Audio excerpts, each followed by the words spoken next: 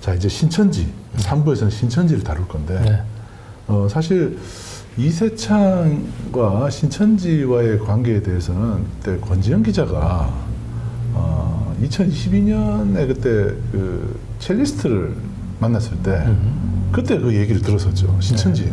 22년도에 들어 네. 12월 3일 날 음. 그 제가 묻지도 않은데 뜬금없이 그 얘기를 했었죠. 그래요. 묻지도 않았었어요. 네. 그러니까 뭐 혹시 뭐 신천지랑 이세창 네. 관련이 있어요? 이러면은 대답한 게 아니라는 거잖아요. 네. 네. 이제 오늘 어쨌든 이제 이 보도를 이제 하게 된 것은 CBS에서 단독 보도를 했죠. 네. 20대 대선 과정에서 그 윤석열이 이제 이만희의 측근을 이제 접촉한 사실이 그 같이 이만희의 최측근 인사하고 윤석열이 같이 사진을 찍은 게 텔레그램 문자로 확인이 됐어요. 네. 결과적으로 윤석열 당선 뒤에 그 신천지가 있고 결국 그 당시 대선 때 조직 관리를 했었던 이세창이 또 역시 신천지 를 이제 동원하는 데 일정한 역할을 하지 않았을까. 그리고 결국 이제 저희들이 그래서 청담동 술자리 그 보도 하고 난 뒤에 저희를 괴롭히는 무수한 세력들이 있었지 않습니까? 네. 결국 이 세력들도 전부 다 신천지하고 혹시 연계가 돼 있는 거 아닌가라고 하는 저희가 좀 의혹을 제기했었는데 네. 그런 차원에서 첼리스트가 이세창은 신천지를 움직이는 사람이야라고 하는 이 발언들이 좀 저희가 봤을 때 좀 심상치 않아 보입니다. 네. 그래서 그때 당시 첼리스트의 그 권지현 기자한테 털어놓은 그 얘기. 이거는 윤석열 대통령 때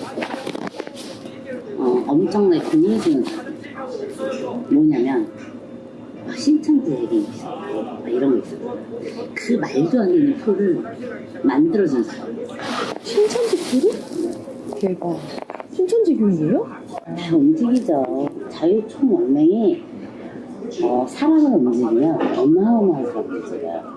그래서 이준석이 왜 그런 애들을 20대, 30대 애들, 20대 애들 만들었다고 하잖아. 그런 거랑 비교가 안 돼. 태극 부대 같은 그 사람들을 이 세상이 다 쥐고 있어요. 이 사람은 자기가 움직일 수 있는 그 사람이 너무 많아요. 그래서 선거를 할 때 나서지 않아요. 얼굴이 없어지죠. 근데 이 사람의 세력, 이 사람의 이거는 어마어마해. 모든 걸 다 잡고 있어. 기자들부터 뭐부터 다. 그래서 세요, 이 사람은. 그러니까 지금 김장겸이 국보 인사하고 갈 정도 같으면 대단한 사람이에요. 그때 당시 그 첼리스트도 처음에는 누가 실세인지 몰랐는데 그 이세창이 그 사람이 그 힘이 그렇죠. 센 사람이더라. 원래는 윤상현이 이제 국회의원이니까 있었죠. 당연히 윤상현이 제일 센 사람인 줄 알았더니 가보니까 윤상현보다 이세창이 더 실세다라고 하는 얘기를 했죠. 근데 네. 오늘 국회에 갔는데 이세창은 한 번도 사람들 만나서 허리를 굽히는 걸 못 봤어요. 맞아요. 그러네요. 그죠? 허리를 꼿꼿이 세우고 들어가고 허리, 만나는 어깨, 사람들이 목 이런 데 다 네. 완전히 예전과 똑같아요. 조금 본인 스스로는 우리 때문에 니네 때문에 네. 뭐 약간 망했다는 식으로도 얘기하고 하지만 네. 그럼에도 불구하고 허리를 굽히지 않아요. 네. 네. 의원들이 허리를 굽히고 가죠. 네. 네. 국회의원이 고개를 숙일 정도로 그 위세가 대단한 사람입니다. 네.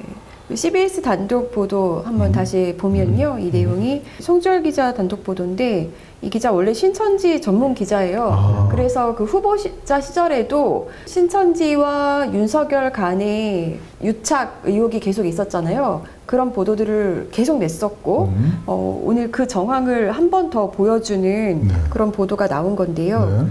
윤석열이 신천지의 굉장히 최측근인 이 모모 씨를 그 당시에 독대했었고, 네 그리고 그때 이제 텔레그램을 보면 저게 이제 텔레그램이 지금 날짜가 2022년 1월 16일이에요. 대선 전입니다. 그러니까 대선 네. 바로 한 두 달 5분 전쯤 됐죠. 안에 도착해요. 그래서 뭐 다 하나 돼서 모든 문제가 다 해결돼가요. 제가 가장 중요하다고 생각하고 있는 부분이에요. 이번 주 토요일에 가서 다 말씀드리고 좋은 결과 만들어서 또 주일에 봬요.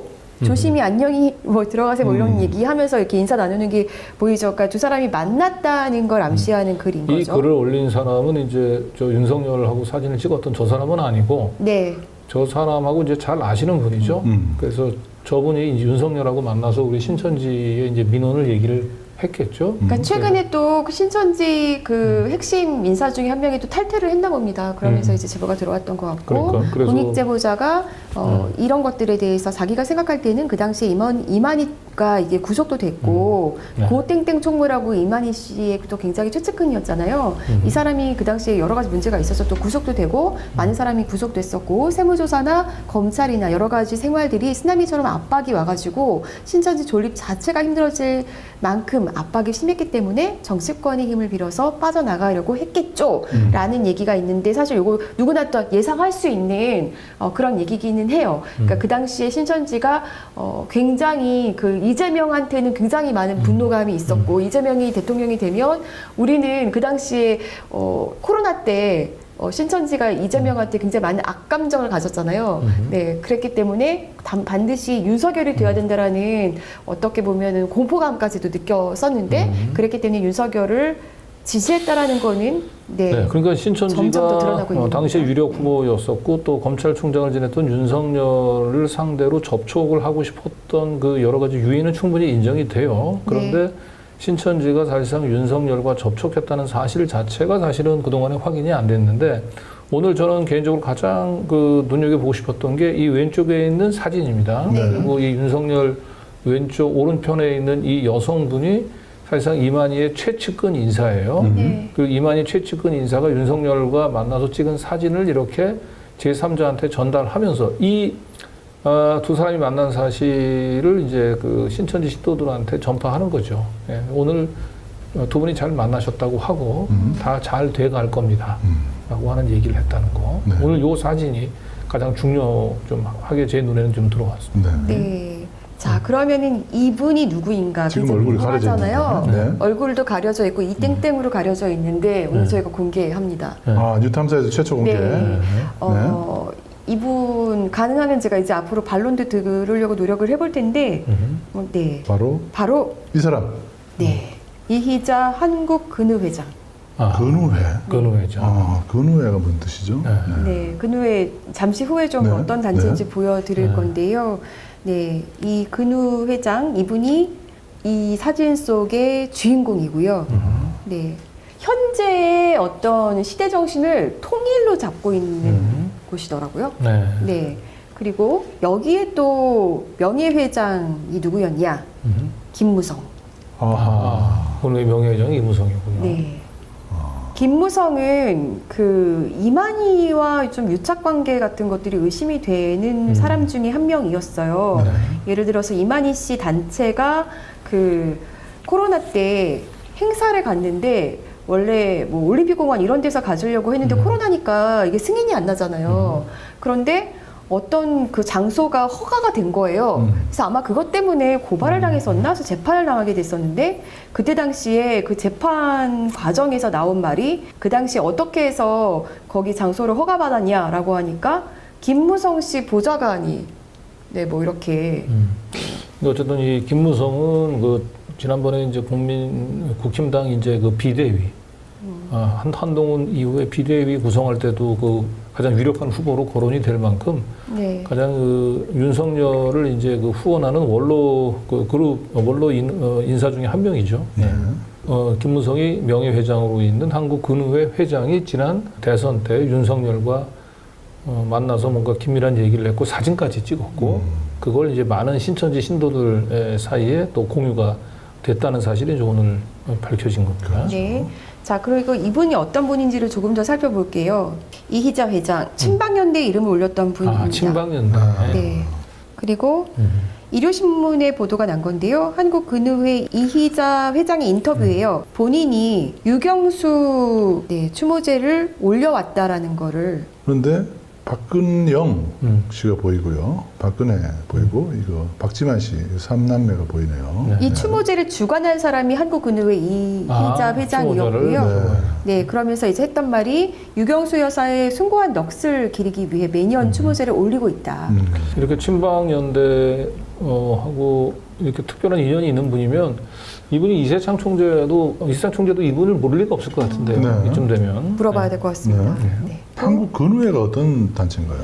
1927년에 일제강점기에 신여성들을 중심으로 해서 만들어졌었어요. 여성들을 중심으로 해서 구국운동, 여성 계몽운동을 위해서 발족됐다. 이거는 이제 일요신문 이어지는 이희자 씨의 인터뷰예요, 이거는.